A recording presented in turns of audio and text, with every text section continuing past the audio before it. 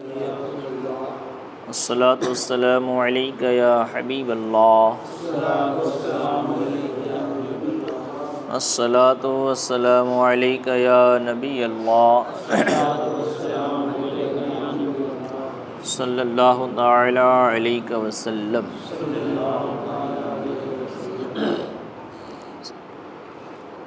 شکار کا بیان جو چل رہا تھا وہ کل مکمل ہو چکا تھا، اب انشاءاللہ نئے بیان سے شروع کریں گے۔ اس بیان کا نام ہے اسلام اور علم کی اہمیت۔ اسلام میں علم کی کیا اہمیت ہے، اسلام نے علم کے بارے میں کیا بتایا ہے، اس کے تعلق سے اس میں گفتگو ہوگی۔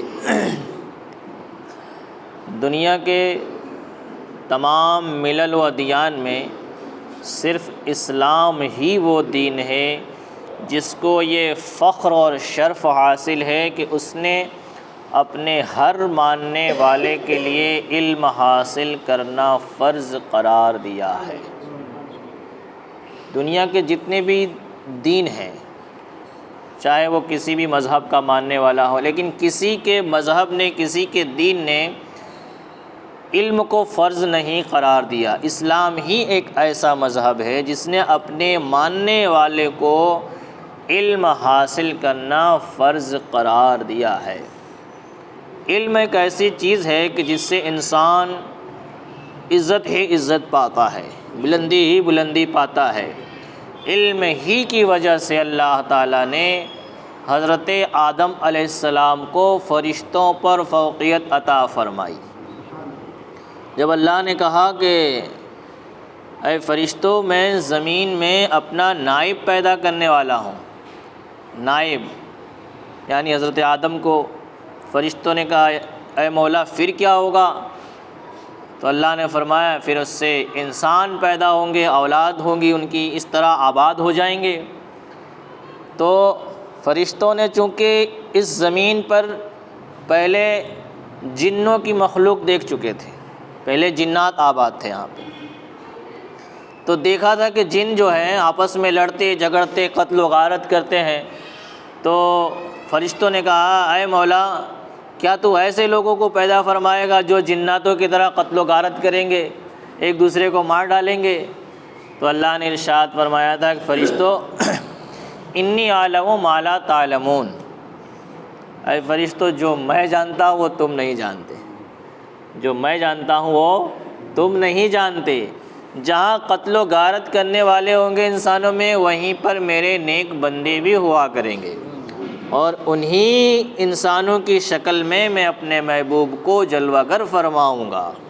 تو اے فرشتوں جو میں جانتا ہوں وہ تم نہیں جانتے۔ بہرحال کہنے کا مقصد یہ کہ اللہ نے اب فرشتوں کو اللہ نے فرما دیا تو فرشتے تو مان ہی جاتے، لیکن فرشتوں کو منوانے کے لیے اللہ تبارک و تعالیٰ نے کہا کہ اچھا تم لوگ کہتے ہو کہ لوگ فساد کریں گے، تو چلو بتاؤ ان چیزوں کے نام بتاؤ۔ اللہ نے ساری چیزیں وہاں پہ دکھا دی فرشتوں کو، ان کے نام بتاؤ۔ تو فرشتوں نے کہا اے مولا، ہم تو وہی جانتے جو تو نے بتایا ہے، اس کے علاوہ ہم کچھ نہیں جانتے۔ تو فرشتوں نے انکار کیا اور کہا کہ مولا تو ہی بہتر جانتا ہے۔ تب اللہ نے فرمایا کہ آدم تم بتاؤ۔ آدم علیہ السلام نے کہا اب تم بتاؤ۔ تو آدم علیہ السلام نے ساری چیزوں کے نام بتا دیے، ساری چیزوں کے نام، یہاں تک کہ کٹورے اور چمچ کے بھی نام بتا دیے، کٹورے اور چمچ کے بھی نام بتا دیے۔ تب اللہ نے ارشاد فرمایا دیکھو فرشتوں، دیکھو یہ علم ہے، تو علم کی وجہ سے میں اپنے بندوں میں ایک دوسرے کو برتر رکھوں گا۔ تو علم ہی ایک ایسی چیز ہے جس سے انسان، یعنی ہمارے والد حضرت آدم علیہ السلام کو اللہ تبارک و تعالیٰ نے فرشتوں پر فوقیت عطا فرمائی تھی علم کی وجہ سے، اور علم کے اوپر ہمارے نبی صلی اللہ تعالیٰ علیہ وسلم نے بہت زور دیا ہے، اور ارشاد فرمایا کہ علم صرف 1 سال 2 سال 3 سال تک نہیں ہے، اطلب العلم من المہد الی اللحد، علم حاصل کرو ماں کی گود سے لے کر قبر کی گود تک۔ پوری زندگی میں کوئی بھی عمر فکس نہیں ہے کہ اسی عمر میں علم حاصل کیا جائے، علم ایک ایسی چیز ہے آپ زندگی بھر پڑھتے رہیے وہ ختم ہونے والا نہیں ہے۔ تو علم کی یہ فضیلت حضور نے فرمایا۔ پھر ایک حدیث میں فرمایا کہ علم حاصل کرو اگرچہ تم کو چین تک جانا پڑے۔ اب چین کا کیوں نام لیا وہاں پہ حضور نے؟ تو اصل میں چین جو ہے عرب سے بہت دور ہے۔ چین کیا ہے؟ بہت دور ہے۔ تو حضور نے دوری کو بتایا کہ اگرچہ تم کو تکلیف اٹھا کر علم حاصل کرنے کے لیے بہت دور تک جانا پڑے تو بھی جاؤ، لیکن علم حاصل کرو۔ تو علم ہی کی وجہ سے بندہ کامیاب ہوتا ہے۔ ہمارے غوث شیخ عبد القادر جیلانی بغدادی رضی اللہ تعالیٰ عنہ کو اللہ نے مادرزاد ولی بنایا تھا، ماں کے پیٹ سے ولی بن کر کے پڑھ کر کے آئے تھے، لیکن پھر بھی علم حاصل کرنے کے لیے بغداد کا سفر کیا ہے، جیلان سے بغداد کا سفر کیا، اور راستے میں جو واقعات ہوئے آپ سنتے رہتے ہیں، اس لیے اسے بیان کرنا ضروری نہیں سمجھتے یہاں پہ۔ تو کہنے کا مقصد یہ کہ علم حاصل کرنے کے لیے شیخ عبد القادر جیلانی اپنے گھر بار کو چھوڑ کر کے بغداد گئے، وہاں پہ علم حاصل کیا۔ حالانکہ وہاں پہ علم حاصل کر چکے تھے، لیکن اور زیادہ علم حاصل کرنے کا۔ تو علم ایک ایسی چیز ہے جس ختم ہونے والی، صاف لفظوں میں یوں سمجھ لیجئے کہ علم ایک ایسا سمندر ہے جس کا کنارہ نہیں ہے، اس کا کنارہ ہی نہیں ہے۔ تو علم حاصل کرنے کو ہمارے مذہب نے، اسلام نے فرض قرار دیا ہے کہ عورت بھی علم حاصل کرے اور مرد بھی علم حاصل کرے، کیونکہ سب سے پہلی وحی جو رسول کل و سید کائنات حضرت محمد رسول اللہ صلی اللہ تعالیٰ علیہ وسلم پر غار حرا میں نازل ہوئی، اس کا پہلا لفظ یہی ہے، اقرا۔ سب سے پہلی آیت جو نازل ہوئی ہے اس کا مطلب یہی کہ اقرا یعنی پڑھو، یعنی علم حاصل کرو۔ پہلی وحی یہی ہے، اللہ نے علم حاصل کرنے کے بارے میں فرمایا، اور ارشاد فرمایا اقرا بسم ربک الذی خلق خلق الانسان من علق اقرا وربک الاکرم الذی علم بالقلم علم الانسان ما لم یعلم۔ یعنی اے محبوب پڑھو اپنے رب کے نام سے جس نے پیدا فرمایا ہے، آدمی کو خون کی فٹک سے بنایا۔ پڑھو، اور تمہارا رب ہی سب سے بڑا کریم ہے جس نے قلم سے لکھنا پڑھنا سکھایا ہے۔ اللہ نے قلم سے لکھنا پڑھنا سکھایا ہے، آدمی کو سکھا دیا وہ جو نہیں جانتا تھا، آدمی کو وہ سکھا دیا جو وہ نہیں جانتا تھا۔ تو اللہ بڑا کریم ہے، اپنے بندوں پر رحم فرماتا ہے، کرم فرماتا ہے۔ تو آیت کریمہ کا ایک ایک لفظ ظاہر کر رہا ہے، آیت کریمہ کا ایک ایک لفظ بتا رہا ہے کہ اسلام میں علم کی اہمیت کس درجہ ہے۔ اسلام میں علم کی اہمیت بہت بلند ہے۔ ایک ہی مقام پر اللہ تبارک و تعالیٰ نے دو بار علم حاصل کرنے کا حکم دیا، اور پھر احسان کا اظہار فرمایا کہ یہ اس کا کرم ہے کہ اس نے انسان کو علم بھی عطا فرما دیا اور لکھنا بھی سکھا دیا، علم بھی عطا فرما دیا اور لکھنا بھی سکھا دیا۔ یہ اللہ کا کرم ہے بندے کے اوپر۔ اس علم حاصل کرنے کا حکم دینے کے بعد قرآن نے دوسری جگہوں پر بھی علم حاصل کرنے والوں اور اہل علم کی عظمت و فضیلت بیان فرمائی ہے، اور جہالت کی سخت مذمت بیان فرمائی ہے، اور صاف صاف الفاظ میں ارشاد فرما دیا کہ عالم اور جاہل برابر نہیں ہو سکتے۔ اللہ نے قرآن میں فرما دیا کہ عالم اور جاہل برابر نہیں ہو سکتے۔ کیا ارشاد فرمایا اللہ نے؟ هل يستوي الذين يعلمون والذين لا يعلمون، کیا جاننے والے اور نہ جاننے والے برابر ہو سکتے؟ نہیں ہو سکتے۔ جاننے والے اور نہ جاننے والے کبھی بھی برابر ہو سکتے نہیں۔ تو اس میں بھی اللہ تبارک و تعالیٰ نے علم کی فضیلت کو بیان فرمایا ہے، اسی کو اسلام نے ہمارے لیے ضروری قرار دے دیا کہ علم حاصل کرو۔ مطلب یہ ہے کہ ہرگز عالم اور جاہل برابر نہیں ہو سکتے، جاہل تو کندے ناتراش ہے، اور علماء کو کتاب الہی اور انبیاء کرام علیہم السلام کا وارث بنایا گیا ہے۔ جاہل کچھ بھی نہیں ہے۔ حدیث میں اللہ کے رسول صلی اللہ علیہ وسلم نے علماء کو نبیوں کا وارث بنایا ہے۔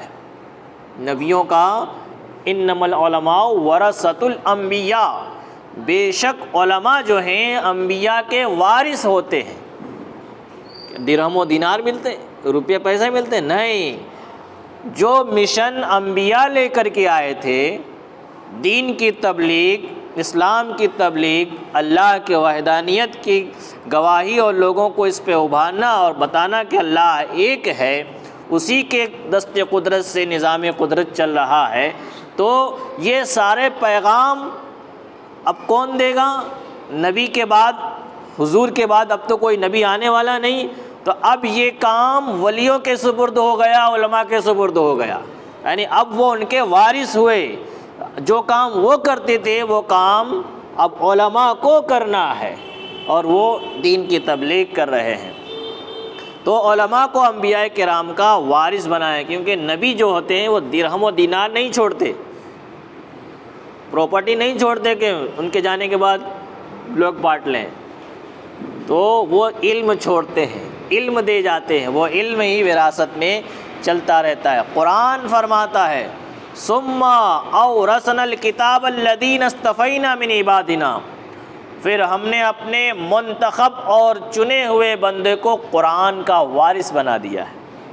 چنے ہوئے بندوں کو قرآن کا وارث بنا دیا۔ اس سے بھی پتہ چلا کہ علماء جو ہوتے ہیں علم والے، وہ نبیوں کے وارث ہوتے ہیں، اور قرآن کا پیغام، اسلام کا پیغام پہنچاتے ہیں، تو وہ کیا ہوتے ہیں؟ نبیوں کے وارث ہوا کرتے ہیں۔ یعنی اولاً کتاب ہم نے اپنے پیارے رسول اور حبیب علیہ السلام پر نازل فرمائی، اور انہیں ما کانا و ما یکون کا علم عطا فرمایا۔ اللہ فرماتے کہ پہلے ہم نے کتاب یعنی کلام پاک کو اپنے نبی پہ نازل فرمایا، اور حضور کو سب کچھ بتا دیا، جو کچھ عطا فرمانا تھا سب عطا فرما دیا۔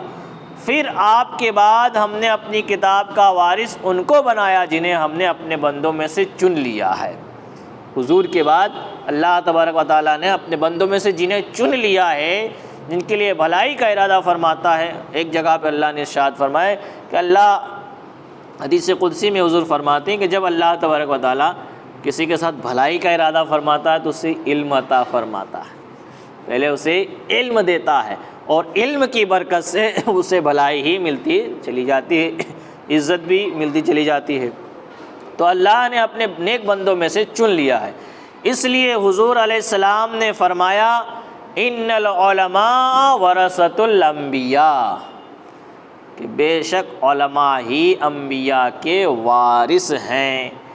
انبیاء کی وراثت درہم و دینار نہیں ہوتی ہے، ان کی وراثت تو علم الہی اور علم دین ہے۔ جو اسے پالے گا وہ علم کا بڑا حصہ پالے گا، جو اسے پالے گا وہ سمجھو کہ علم کا اس نے بہت بڑا حصہ پا لیا۔ اور ایک جگہ اللہ نے قرآن میں ارشاد فرمایا یرفع اللہ الذین آمنوا منکم والذین اوتوا العلم درجات، اللہ تعالیٰ تمہارے ایمان والوں کو اور ان ایمان والوں کو جو تم میں سے علم دیے گئے ہیں درجوں بلند فرمائے گا۔ ایمان والوں کو بھی درجوں بلند فرمائے گا، اور علم والوں کو بھی بلند فرمائے گا۔ ظاہر ہے کہ ایمان لانے کا دار و مدار بھی علم و معرفت ہی پر ہے۔ علم کب لائے گا؟ جب معلوم ہوگا کہ اللہ ایک ہے، رسول اللہ آخری نبی ہیں، حضور کو اللہ تبارک و تعالیٰ نے دنیا اور ما فیہا کا مالک بنا دیا ہے حضور کو۔ تو جب یہ علم ہوگا تب وہ ایمان لائے گا، اور پھر ایمان لانے کے بعد مزید علم حاصل کرنا، ایمان لے آؤ اس کے بعد علم حاصل کرنا، تو درجوں بلند ہونے کا سبب ہے۔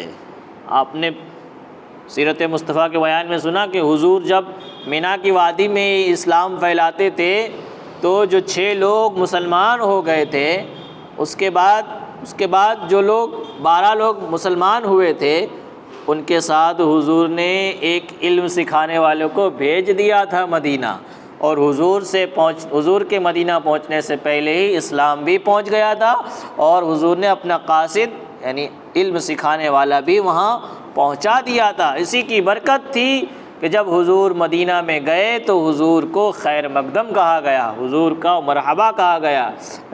تو علم جو ہے، علم سے بندہ کامیاب ہو جاتا ہے، اور علم ہی سے بندہ اسلام کے احکام معلوم کر پاتا ہے۔ ظاہر بات ہے علم نہیں ہوگا تو کوئی بھی بہکا دے گا کہ بھائی خدا ایک نہیں ہو سکتا، ایک خدا کیسے اتنی بڑی دنیا چلا سکتا ہے، سب بہکانے والا بہکائے گا۔ جیسے کہ شیطان بہکاتا ہے کہ ایک عالم کو پوچھتا ہے کہ بتاؤ اس شیشی کے اندر، ایک جاہل کو پوچھتا ہے کہ شیشی کے اندر خدا پوری دنیا کو سما سکتا ہے، تو جاہل سوچتا ہے کہ ایسا کیسے ہو سکتا ہے، اتنی بڑی شیشی میں پوری دنیا کیسے آ سکتی ہے، تو کہتا ہے نہیں ایسا نہیں ہو سکتا، تو اس کا ایمان ختم ہو گیا، اس نے خدا کی قدرت کا انکار کر دیا۔ لیکن جب ایک عالم سے پوچھتا ہے تو کہتا ہے سوئی کے ناکے میں، سوئی میں جس میں دھاگا ڈالتے ہیں اس میں اللہ تبارک و تعالیٰ پوری دنیا کو سما سکتا ہے۔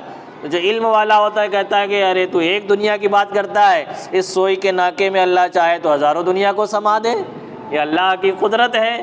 تب شیطان کا اس پہ وار نہیں چلتا، تو علم کی برکت سے شیطان کا وار نہیں چلتا ہے۔ علم نہ ہو تو پھر ایمان بھی شیطان آخری دم تک چھیننے کے لیے آتا ہے، انسان مر رہا ہوتا ہے نا تب بھی آتا ہے ایمان چھیننے کے لیے، کیونکہ وہ اس کا مشن ہے، وہ ایمان چھیننا، ایمان ختم کرنا۔ آخری وقت میں جب بندہ مر رہا ہوتا ہے اسے بہت تکلیف ہوتی ہے، تو ٹھنڈا پانی کا گلاس لے کر کے آتا ہے اور کہتا ہے کہ اگر تم خدا کی وحدانیت کا انکار کر دو تو یہ ٹھنڈا پانی تم کو دے دوں گا۔ تو بندہ تکلیف میں ہوتا ہے، اب اللہ اگر اس کا ایمان مطلب سلامت نہیں ہونے والا ہوتا ہے تو وہ کہہ دیتا ہے کہ ہاں میں نے انکار کر دیا، اللہ ایک نہیں ہے بہت ہے، تو وہ پانی مجھے دے دو۔ لیکن جب کہتا ہے کہ ایک نہیں ہے بہت ہے تو فوراً وہ گلاس بھی پھینکتا ہے، کہتا ہے چلو میرا کام تو ہو گیا، میرا ایمان جو میرے چھیننا تھا وہ چھین لیا، اب تو دنیا سے جا رہا ہے، اب کیا کر لے گا۔ تو اس طریقے سے ایمان چھیننے کے لیے شیطان ہمیشہ موجود رہتا ہے۔ تو علم کی وجہ سے بندہ جانے گا کہ اللہ ایک ہے، علم ہوگا تو بندہ جانے گا کہ قرآن میں کیا احکام نازل ہوئے ہیں، علم ہوگا تب بندہ جانے گا کہ مسجد میں آنا ہے تو کس طریقے سے رہنا ہے، علم ہوگا تو جانے گا کہ بڑوں کا ادب کس طرح کرنا ہے، چھوٹوں کی تربیت کس طرح کرنا ہے۔ اس طریقے سے جب علم ہوگا تبھی تو بندہ جانے گا، جو نہیں علم نہیں ہوگا تو پھر وہ نہیں جان پائے گا۔ تو علم سے بندہ شعور بھی حاصل کرتا ہے، عظمت و فضیلت بھی حاصل کرتا ہے، اور اس طریقے سے وہ کامیاب بھی ہو جاتا ہے۔ ان آیت کریمہ کی تشریح میں علم کی اہمیت کے اظہار کے لیے ایک مسلمان کا سچا اور پختہ مسلمان ہونے کے لیے رسول پاک صلی اللہ تعالیٰ علیہ وسلم نے ارشاد فرمایا طلب العلم فریضۃ علی کل مسلم و مسلمہ، یعنی علم حاصل کرنا ہر مسلمان مرد اور عورت پر فرض عین ہے۔ علم حاصل کرنا کیا ہے؟ فرض ہے۔ اگر علم نہیں حاصل کرو گے تو پھر قیامت میں کہو کہ مولا میں نے تو سیکھا نہیں تھا، مجھے معلوم نہیں تھا، تو وہاں ایسا نہیں چلنے والا ہے۔ ابھی جو پولیس والا آپ کو راستے میں پکڑ لے اور آپ ماسک پہن کے نہ جا رہے ہوں اور پھر آپ پہ ڈنڈ لگا تو کہ سر مجھے معلوم نہیں تھا، تو کہے گا یہ سب نہیں چلتا، پوری دنیا جانتی تو کیسے نہیں جانتا، چل ڈنڈ تو دینا ہی پڑے گا۔ تو قیامت میں خدا کی بارگاہ میں بھی نہیں چلے گا کہ مولا میں تو جانتا نہیں تھا، مجھے معلوم نہیں تھا، تو اللہ فرمائے گا کہ سکھانے والے نہیں آئے تھے، میں نے اپنے نبیوں کو نہیں بھیجا تھا، ولیوں کو نہیں بھیجا تھا، علماء تمہارے اندر نہیں تھے، تو تم نے سیکھا نہیں تو اس کی سزا تمہیں بھگتنی ہوگی۔ تو یہ جو ہم بہانہ بنائیں گے وہ بہانہ وہاں چلنے والا، دنیا میں نہیں چلتا تو وہاں کیسے چلے گا، تو یہاں نہیں چلتا تو وہاں کیسے چلنے والا ہے۔ تو علم حاصل کرنا کیا ہے؟ بہت ضروری ہے علم حاصل کرنا۔ جب علم ہوگا تبھی ہم اپنی نمازوں کو درست کر پائیں گے اور دوسرے معاملات جو دین کے اسے درست کر پائیں گے۔ علم نہیں ہوگا تو اگر علم نہیں بھی حاصل کیا ہے تو کم سے کم قرآن نے اس کا دوسرا راستہ بھی فرمایا ہے کہ اگر تمہیں معلوم نہیں تو علم والوں سے پوچھ لو، آج ہمارے اندر یہ بڑی کمی ہے کہ ہماری مسلم قوم جو ہے دوسری قوموں سے بچھڑی ہوئی کیوں ہے؟ علم کی وجہ سے۔ ہم نے قرآن اور حدیث کا علم حاصل نہیں کیا اور دوسرے علوم کے پیچھے لگ گئے اور اسی میں کھو گئے۔ ہمیں ہمارے مذہب کے بارے میں کچھ بھی معلوم نہیں ہے، اسی لیے ہم بچھڑی ہوئی قوم سمجھے جاتے ہیں۔ لیکن ایک وقت تھا جب ہمارے اسلام میں وہ تعلیم تھی جو دوسرے مذہب میں نہیں تھی۔ آج دوسرے مذہب والوں نے ہماری تعلیم کو لے لیا اور وہ طریقہ پیش کرتے ہیں جو اسلام کا ہے، تو ہم یہ سمجھتے ہیں کہ ہاں فلاں علم میں بڑا اچھا طریقہ بتایا گیا ہے۔ کیوں؟ کہ ہمیں قرآن و حدیث کے بارے میں معلوم ہی نہیں۔ اگر ہمیں قرآن اور حدیث کے بارے میں معلوم ہوتا تو ہم فوراً سمجھ جاتے تھے ارے یہ جو بتا رہا ہے وہ تو ہمارے حدیث میں موجود ہے، وہ جو بتا رہے ہو تو ہمارے قرآن میں موجود ہے، یہ جو بتا رہے تو ہمارے اسلام میں موجود ہے۔ کب؟ جب معلوم ہوگا تبھی تو، نہیں معلوم ہوگا تو کہے گا ہاں بہت اچھی بات بتاتا ہے، بہت اچھی بات، اس کی تعریف کرے گا، اسلام کی تعریف نہیں کرے گا۔ کیوں؟ کہ معلوم ہی نہیں اسلام کے بارے میں۔ آج اکثر و بیشتر جو پڑھا لکھا طبقہ ایجوکیشن والا جو بھٹک رہا ہے اسلام سے، اس کی سب سے بڑی وجہ یہ ہے کہ انہوں نے پوری زندگی جو ہے کالجوں میں گزارا، اسکولوں میں گزارا اور دوسرے لوگوں سے، دنیا دار لوگوں سے مل کر کے زندگی گزاری۔ تو اب آپ ان کے سامنے قرآن و حدیث کی بات پیش کریں گے تو وہ ماننے کے لیے تیار نہیں ہوتے، کیونکہ وہ اپنے سامنے ڈیبیٹ کرتے ہیں، اپنے سامنے وہ جواب دیتے ہیں کہ نہیں ایسا نہیں، ایسا ہونا چاہیے۔ تیرے کہنے سے ایسا تھوڑی ہو جائے گا، یہاں تو حضور نے جو بیان فرما دیا، اللہ نے جو احکام نازل فرما دیے وہی اسلام میں ہوگا، ہماری مرضی نہیں چلتی، یہاں پہ طبیعت نہیں شریعت چلتی ہے، شریعت کا جو حکم ہوگا وہ چلے گا، طبیعت جو کہے گی کہ مجھے یہ نہیں کرنا تو وہ نہیں چلے گا۔ اسلام نے جو بتایا ہے، جو شریعت نے بتایا اسی کی پابندی کر کے جو اگر تم زندگی گزارو گے تو ہی کامیاب ہو سکتے ہو، ورنہ کامیاب نہیں ہو سکتے۔ اب اس علم سے کون سا علم حاصل کیا جائے گا، کون سا علم حاصل کرنا ضروری ہے، اس کے اوپر انشاءاللہ پھر گفتگو کریں گے۔ اللہ تبارک و تعالیٰ کی بارگاہ میں دعا ہے کہ مولا علم کی لازوال دولت سے ہمیں مالا مال فرما، ایمان کے ساتھ رکھ، ایمان پر خاتمہ عطا فرما، عزت و آبرو کی حفاظت عطا فرما۔ اللہم ربنا تقبل منا انک انت السمیع العلیم وتب علینا انک انت التواب الرحیم، وصلی اللہ تعالی علی خیر خلقہ ونور عرشہ سیدنا محمد وعلی آلہ وصحبہ اجمعین برحمتک یا ارحم الراحمین۔